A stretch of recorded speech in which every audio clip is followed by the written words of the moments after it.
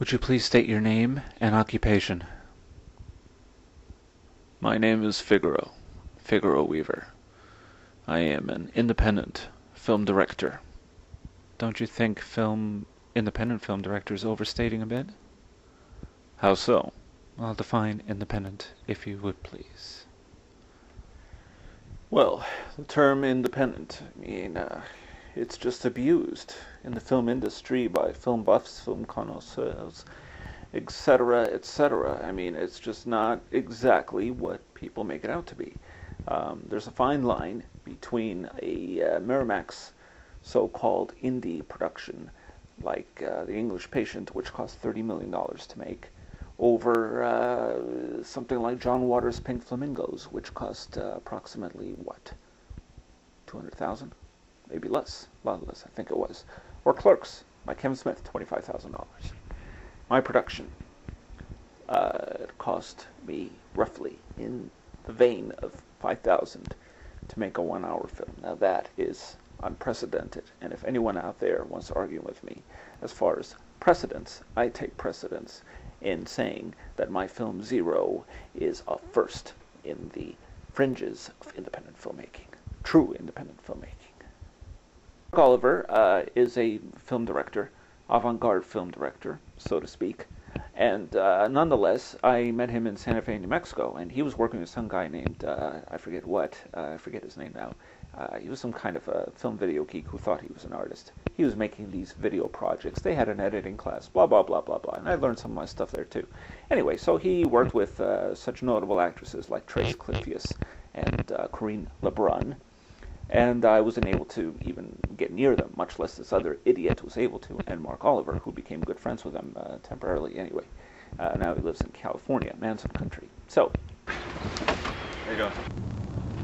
Figaro-Weaver. Hey, how are you? Hey, listen, nice to meet you. I'm not really here for coffee. I just want you to look at my script. I know that you do some work through Facet's video and stuff, and I want you to read it, see what you think. All right? Let me know, okay? My number's in there. Thanks. Bye. Take care. See ya. Nonetheless, I was able to talk to Mark Oliver briefly, and he wasn't interested in anything I had to say. Didn't even want to be shot on video, nonetheless, by anybody. So I was able to get some footage culled from this little picture called Faust something. Anyway, since it's not even known by anybody that I know of. In fact, it wasn't even shown at a festival, mind you. Oh, God. Anyway, I was able to cull some images from there, steal some, if you like, of Mark Oliver in there, so I was able to get him. But I also got him leaving a truck in one scene that was kind of fun, and of course he chased me away. All shot, 16 millimeter black and white, but we couldn't really do light tests. That's the problem with trying to coerce people to be in your films or to film without being known. Just doesn't work out the way you like. But I was able to get some images. But then I discovered that Mark Oliver's film Clip is showing on Facets. Now, you got to wonder, how the hell did this guy manage to do that? How do you get a film shown on Facets video, and not so much shown, I should say, as much as people being able to purchase copies of the film? How do you do that? I don't understand how this guy was able to do it. It's just beyond me. I called Facets Video, sent them an email, they never got back to me. So, it didn't work out. So that was out. But I was able to get some stuff off him, and worked out nicely. I've been getting a lot of strange emails from strangewolf at hotmail.com. He sent me some stuff, and I think he's a little upset. But hey, he's probably going to be a bigger star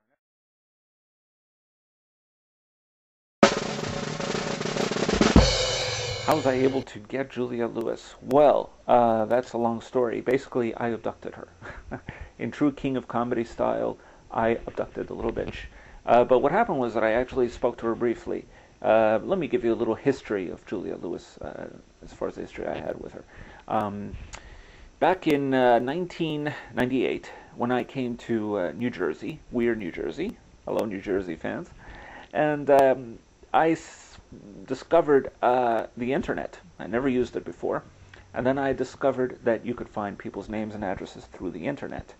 And which includes this girl I'm trying to get together with in Highland Park. That's a whole other story. Highland Park, New Jersey, by the way. Anyway, so Juliette-Lewis. Well, I found her name in the internet under people search, and her address was there as well as her phone number. But I wouldn't dare call someone's phone number, especially a movie star like her. I love Juliette-Lewis from the beginning. I mean, she is the independent queen, starlight of films. She's a natural, great actress. Anyway, so that explains this picture over here and that picture there. But anyway, so I sent her a letter saying, I wrote a script for her. At that time it was called Games. And I've written several scripts. Games was one of them. And told her wrote her a letter saying I'd be interested in getting an autograph from you. And I sent a 8x10 picture.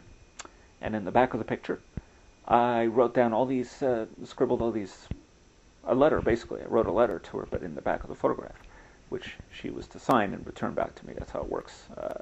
I was able to get one through Julianne Moore, Creative Art Agency, but anyway, that's another story. So, should have gotten Julianne Moore. Maybe I can get her for my next picture, Zero Part 2, but we'll see. Anyway, so Juliette-Lewis. So she didn't. I got a letter back actually, but not the autograph. And I suppose it was from somebody who got a little pissed off, a little angry at the fact that, that I did this, asking for submissions of, to submit a script or to request that somebody be interested in a script of mine, you have to do it through an agent. The agent hollered back at me and said, you're not even in SAG. I mean, who the hell are you? Some guy in New Jersey. Give me a break here. And so I got never got the autograph, I never got the photograph back, but I did get this angry letter. So I was all upset, so I went out to California, once again, as I did before with Stanley Kubrick, at least to find his phone number, and found her home, but apparently she didn't live there anymore. But I found her wandering one day inside of a record store. She was buying all kinds of punk rock music. I don't know if she wants anyone to know what kind of music she buys, but that's what she buys, and I'm sure I'm not the only one that knows that. So I came up to her very nicely, very courteous, and I asked her, I said, listen, I got this this idea for a film, and but I'd like to talk to you. I really like you, and I know you don't talk to fans much, and she found me to be very sincere and nice. Lo and behold, it turned out to be just the opposite, of course, and anyhow, so I spoke to her, we drove around a little bit. And when she discovered that I wanted her to be in a film of mine, she asked me to leave, and so my band of outsiders came along and kidnapped her with some force, a little bit of coercion. But, if you're going to persuade anybody, you got to use a little bit of coercion, and that's what I did. So, yeah. Well, we've been very kind to Juliette-Lewis. We kept her in this house. She was a little bit hesitant at first, as normal reaction when you're kidnapped and forced to be in a film, but she understood our artistic choices as far as using 16mm black and white and with a Bolex camera, whereas now everybody like you are right now using a digital video camera. I mean, give me a break, but we did it the old-fashioned way. We used film, black and white, 16, best. Now 35 is too clean and polished.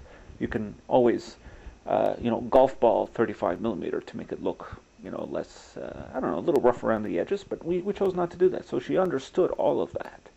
She was willing to go the extra mile for us. And we put her in a room, metal shutters, of course. What would you expect? Rise and shine, Juliet. Ready for you. Ready for your close-up. Juliet, do you recall the last really good film you